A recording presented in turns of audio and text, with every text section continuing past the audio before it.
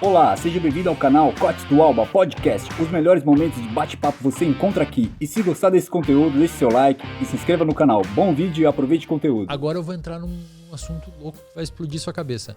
É por isso que transtornos psiquiátricos são tão difundidos hoje e existem tanto também, cara. Muitos deles têm uma parte genética grande. Autismo. Se você tem um irmão gêmeo, mesma carga genética que você que tem autismo, a sua chance de ter é 90%. É muito genético. Caralho. Se ele for um irmão não for gêmeo, cai pra 60%, ainda assim é alto. Bipolar, alto. Se você tem um irmão bipolar gêmeo, a sua chance de ter é 70%. Se o bipolar for um irmão não gêmeo, cai pra 20%, se eu não me engano, 20%, 30%. Se você tem um irmão com esquizofrenia e é gêmeo, 70%, 80% de chance. Se não for gêmeo, 20%, 30%. A depressão é o menos genético. Se você tem uma pessoa com depressão que é irmã gêmea sua, sobe para uns 20%. Se for uma irmã normal com depressão, vem para 8%. Que é o que a população tem de depressão hoje no mundo. Mais ou menos 8% da população tem depressão. Interessante.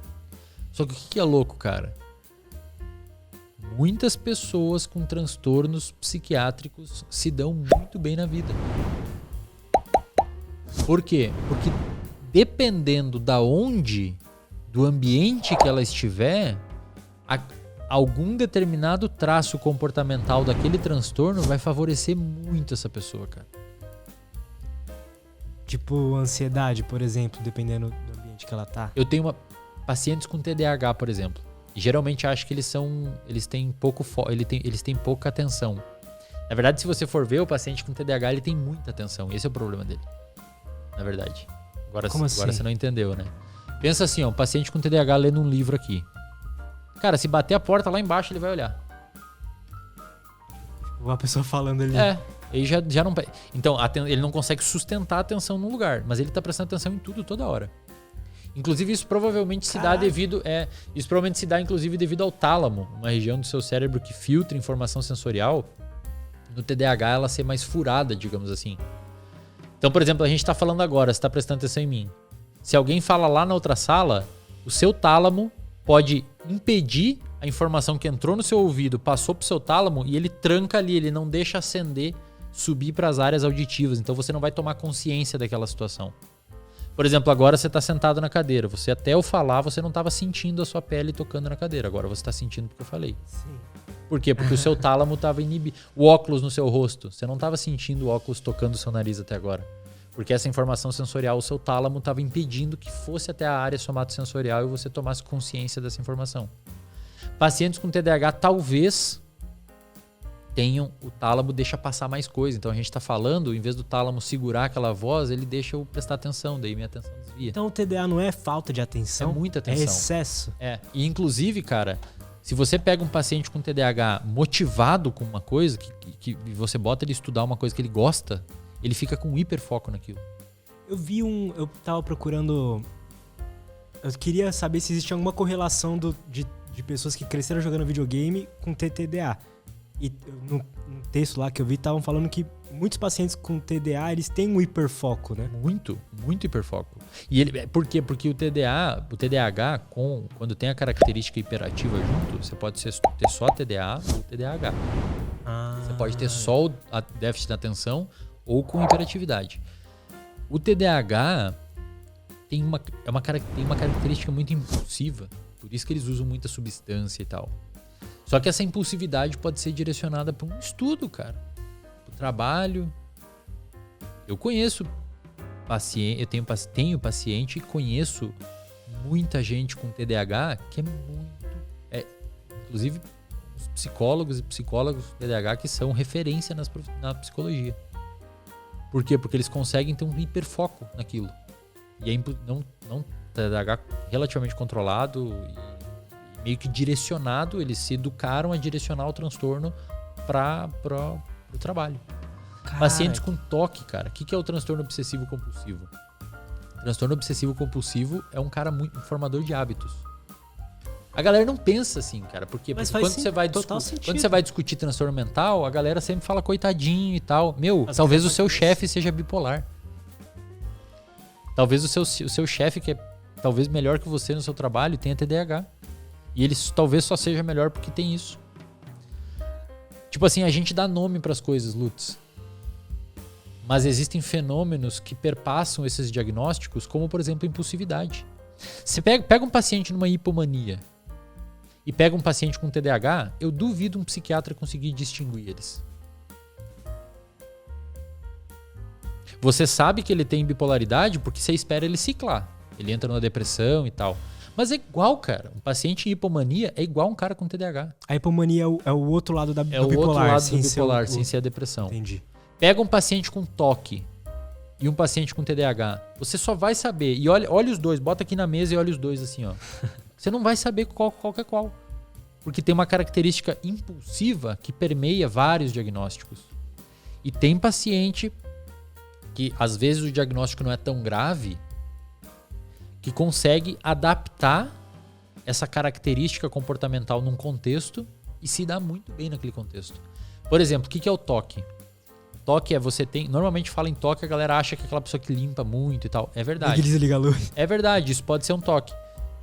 Só que tem TOCs que são um pouquinho mais brandos e mais generalistas. Por exemplo... Se quiser você pode fazer assim, ó. Não, tá tranquilo. Por exemplo, tem paciente com vamos explicar primeiro o que é o TOC. TOC, transtorno obsessivo compulsivo. Você tem pensamento obsessivo na sua cabeça. Tipo assim, eu tô aqui conversando com você.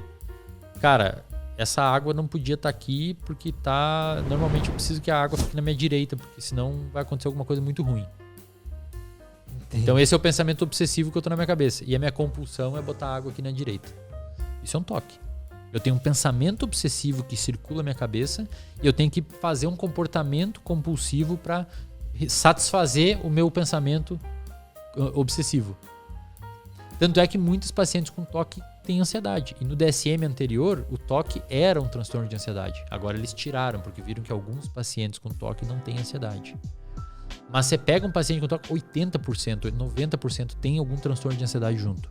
Porque esses pensamentos obsessivos geram um grau de ansiedade. Então minha garrafa tá aqui, ó. Minha garrafa tá na minha esquerda. E por alguma razão eu acredito que vai acontecer algo errado se a garrafa ficar na esquerda. E, cara, isso daqui... Essa razão pode ser real ou não? Ou é sempre algo... Sempre catastrófico. Entendi. A maioria das vezes catastrófico. Você acha que a mãe vai morrer, que alguma Entendi. coisa vai acontecer errada, que vai perder o emprego. Aí a pessoa bota aqui, e enquanto ela não fizer esse comportamento, a ansiedade dela fica lá em cima, porque ela precisa ter aquela compulsão para resolver aquela obsessão. Qual que é a terapia para TOC? Ou seja, isso aqui foi um hábito, é um hábito que eu tenho, tá? É um pensamento meu que faz eu ter aquilo. Qual que é o tratamento para TOC, padrão ouro? É terapia de exposição com prevenção de resposta. Então, se eu tiver um paciente com TOC, eu vou pedir para ele botar a garrafa no lado esquerdo dele. E evitar a resposta. Ou seja, eu vou expor ele à situação ansiosa e vou falar para ele, cara, segura e não tira a garrafa dali. Até que em algum momento o cérebro dele aprende que não tem problema a garrafa ficar no lado esquerdo. Óbvio que isso num processo terapêutico, bem estruturado, com técnicas e tudo mais.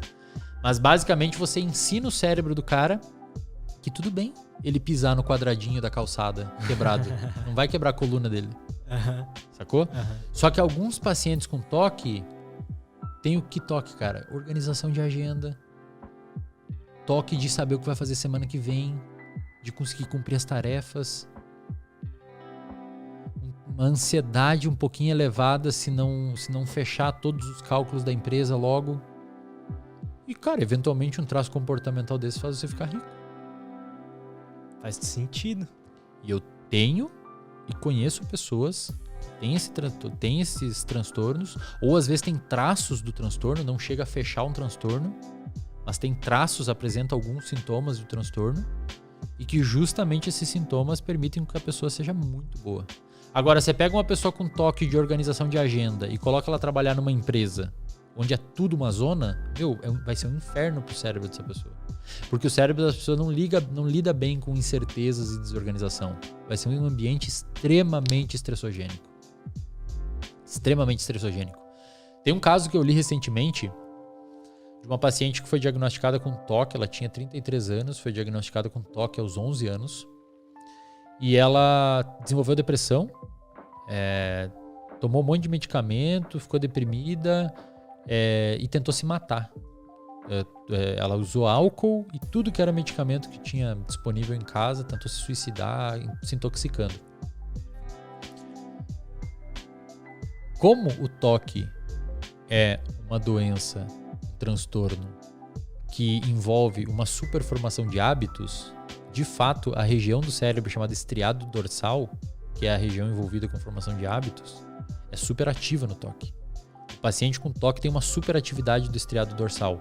O estriado se divide em dois, basicamente, o ventral, que é o sistema de recompensa, e no ladinho dele o dorsal, que é o hábito. É por isso que quando você usa muita droga, joga muito videogame, você começa a formar um hábito. Porque você estimula tanto uma parte do estriado liberando dopamina, que essa circuitaria dorsaliza via neuroplasticidade e forma um hábito. Fumar cigarro é um hábito, beber álcool é um hábito, jogar videogame é um hábito. Comer mal é um hábito. Dependências químicas, de uma maneira geral, são hábitos. A dopamina está totalmente ligada à criação do hábito? Totalmente ligada. Você precisa de dopamina para criar um hábito. Essa paciente com TOC que tentou se suicidar, esse caso é muito massa, cara. Quer dizer, não foi massa para ela, mas é legal para a ciência. Essa paciente que tentou se suicidar, o que aconteceu? Ela tomou tanto medicamento, cara, que aconteceu uma isquemia no estriado dorsal dela. O que é isso? Uma isquemia que impede o fluxo sanguíneo e a área morre. Ela entrou em coma, aconteceu uma isquemia, foi publicado na revista... Ai, cara, não lembro. Tá no meu Instagram também esse estudo. Quando a paciente acordou do coma, ela não tinha mais TOC. Caralho! Ela desenvolveu alguns problemas motores, ela tinha um problema de escrita e alguns pequenos problemas de controle emocional que ela já apresentava e tal, mas ela não tinha mais TOC. Ela ficou a vida inteira com TOC, tentou se matar, arrebentou a área do cérebro dela envolvida pelo TOC. E quando ela acordou, na escala que aplicavam para ela para TOC, que dava 30 e poucos pontos indicando TOC severo, tava 6, 5. Menos de 10, que nem precisava de tratamento nem medicamentoso, nem psicoterapia. Cara, que louco. Por quê? Porque o TOC é uma superformação de um hábito. Um paciente com TOC, ele forma hábito muito bem. Tanto é que ela não consegue inibir o comportamento automático dele. Então, para você tratar um cara com TOC, você tem que meio que quebrar o hábito. Então, vou deixar a garrafa aqui e não vou botar para outro lado. Tem que segurar o impulso. Tá? E essa paciente, pelo fato de ter destruído essa área, ela teve uns probleminhas motores porque esse estriado é também... Por isso que uma das vias dopaminérgicas se chama via nigroestriatal, porque ela vai pro estriado também. E o estriado está envolvido com a gente fazer o comportamento motor. Entendi. E ali deu uma quebradinha num lado da parte motor, ela também ficou com dificuldade de, acho que, coisas finas, escrever, coisas assim, sabe? Entendi. Mas curou o TOC. Então, aí, na sua visão, na sua visão científica ou pessoal, esses transtornos, eles têm um lado positivo também? Aí que tá. Assim como as mutações que permitem a evolução das espécies, que o Darwin viu lá que você nasce com um gene que meio que bota você com um pescoço um pouquinho maior, se você for uma girafa, permite você comer mais que as outras e reproduzir esse gene? Talvez, cara. Entendi. Talvez se você olhar o comportamento humano, por exemplo, pessoas que nascem por alguma razão com uma necessidade maior dopaminérgica. Essa pessoa pode desenvolver um vício em crack, em qualquer outra droga, ou pode ser um workaholic e fundar a Apple.